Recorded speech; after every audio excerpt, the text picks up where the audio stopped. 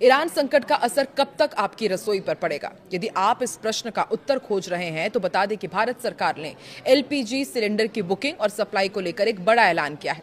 सरकार ने गैस उत्पादन बढ़ाकर सप्लाई को स्थिर कर दिया है और बुकिंग की समय सीमा भी बढ़ा दी है। साथ ही समुद्री रास्तों से आ रहे तेल के जहाजों की सुरक्षा और ग्रामीण रोजगार यानी कि मनरेगा को लेकर भी पुख्ता आश्वासन दिया गया है। चलिए आपको विस्तार से इस वीडियो में बताते हैं। नमस्कार, मैं हूं आकांक्षा और आप देख रहे हैं न्यूज 18 का डिजिटल प्लेटफॉर्म।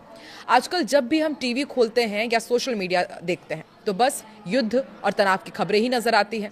खासकर मिडिल ईस्ट में जो हालात बने हुए हैं उन्हें देखकर हर आम आदमी के मन में एक ही डर था कि क्या पेट्रोल, डीजल और रसोई गैस महंगी हो जाएगी। क्या रसोई गैस पहले की तरह आसानी से मिलेगी? लेकिन आपके लिए एक बहुत बड़ी खुशखबरी है। भारत सरकार ने क्योंकि साफ कर दिया है कि दुनिया में चाहे कितनी भी उथल पुथल क्यों ना मची हो, आपके घर की रसोई का बजट और गैस की सप्लाई पर कोई संकट नहीं आने वाला है। सरकार ने गैस सिलेंडर पर एक ऐसी राहत दी है जिससे लगने लगा है कि जल्द ही पुराने दिन लौट आएंगे। दरअसल दिल्ली में हुई एक हाई लेवल मीटिंग में पेट्रोलियम और नेचुरल गैस मंत्रालय की सेक्रेटरी सुजाता शर्मा ने देशवासियों को एक बड़ा भरोसा दिया है। उन्होंने बताया कि सरकार ने डोमेस्टिक एलपीजी के प्रोडक्शन को काफी ज्यादा बढ़ा दिया है ताकि बाहरी देशों के संकट का असर भारत के आम आदमी की जेब पर ना पड़े। सबसे अच्छी बात यह है कि गैस बुकिंग की डेडलाइन को भी बढ़ा दिया गया है। आप यदि शहर में रहते हो या फिर गांव में, अब आपको बुकिंग के लिए भागदौड़ करने की जरूरत नहीं है।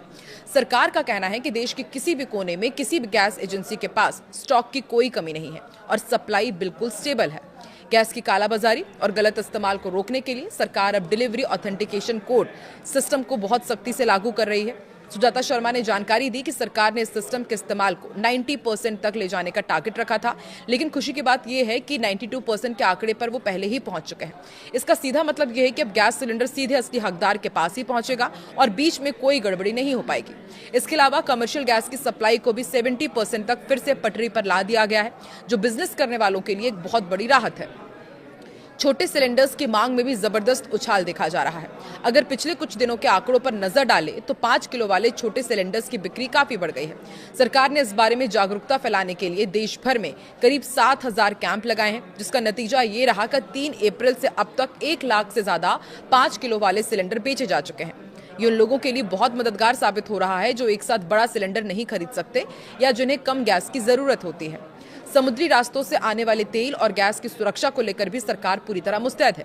शिपिंग मंत्रालय के डायरेक्टर मनदीप सिंह रंधावा ने एक बड़ा अपडेट दिया और बताया कि भारत का जहाज देश गरिमा जो 97,000 मीट्रिक टन कच्चा तेल लेकर आ रहा है बिल्कुल सुरक्षित है।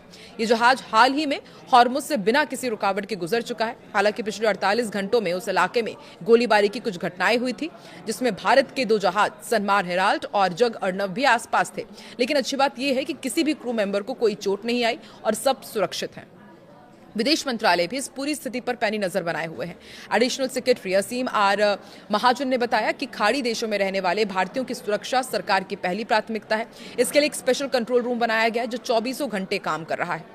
सरकार हर राज्य और केंद्र शासित प्रदेश के संपर्क में है ताकि किसी भी इमरजेंसी की स्थिति में तुरंत मदद पहुंचाई जा सके।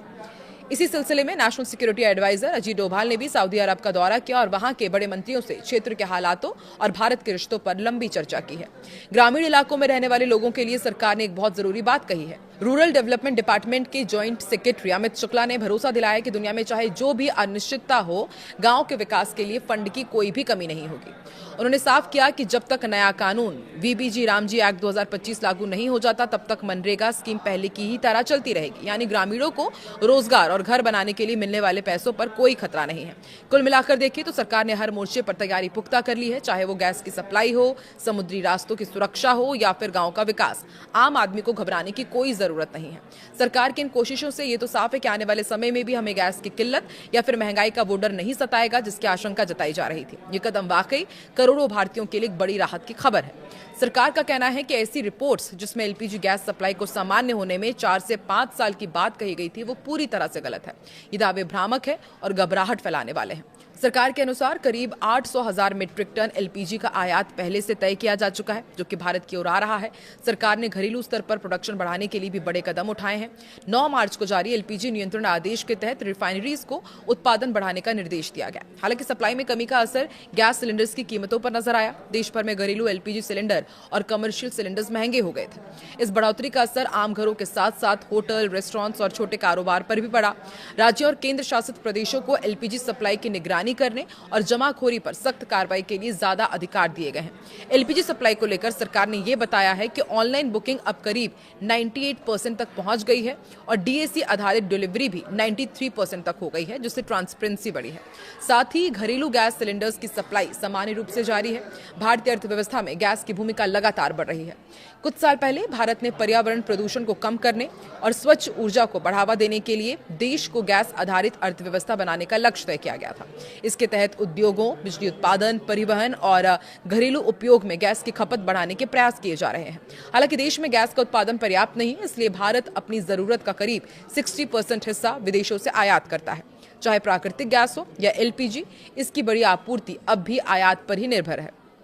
न्यूज 18 के रिपोर्ट्स के मुताबिक भारत का प्राकृतिक गैस आयात साल 2024 में लगभग 35,000 घन मीटर तक पहुंच गया था, जो पिछले साल की तुलना में थोड़ा कम रहा। हालांकि इस वर्ष की शुरुआत में ईरान और अमेरिका के बीच तनाव और युद्ध जैसी स्थिति के कारण समुद्री ट्रांसपोर्ट और सप्लाई चेन जरूर प्रभावित हुई है और इसके चलते वैश्विक स्तर पर गैस की आपूर्ति बाधित हुई है। भारत के आयात में भी गिरावट देखने को मिली है। भारत अपनी अधिकांश प्राकृतिक गैस कतर, संयुक्त अरब अमीरात और संयुक्त राज्य अमेरिका जैसे देशों से आयात करता है। कतर स्थित बड़े संयंत्र के बंद हो जाने से गैस की जो कमी पैदा हुई है, उसे पूरा करने के लिए भारत अब वैश्विक बाजार में आई कीमतों में गिरावट का फायदा उठा रहा है। इसी के साथ देश अन्य आपूर्ति स्रोतों से नए सौदों पर भी विचार कर रहा है, ताकि मांग और आपूर्ति के बीच संतुलन बना रहे। कुल मिलाकर युद्ध और वैश्विक संकटों के कारण गैस की आपूर्ति पर असर पड़ा है, लेकिन हाल ही में कीमतों में आई गिरावट से भारत को कुछ समय के लिए राहत जरूर मिली है। ऐसे में भारत को इस अवसर का सही उपयोग करना चाहिए और भविष्य में स्थिर तथा सुरक्षित गैस आपूर्ति सुनिश्चित करने के लिए लॉन्ग टर्म योजनाएं बनानी चाहिए। आपको क्या लगता है, आने वाले दिनों में क्या गैस आपूर्ति इसी तरह से सुगमता के साथ आगे बढ़ती रहेगी और आपके शहर में गैस की सप्लाई किस तरीके से हो रही है, वो भी आप कमेंट करके जरूर बताएं।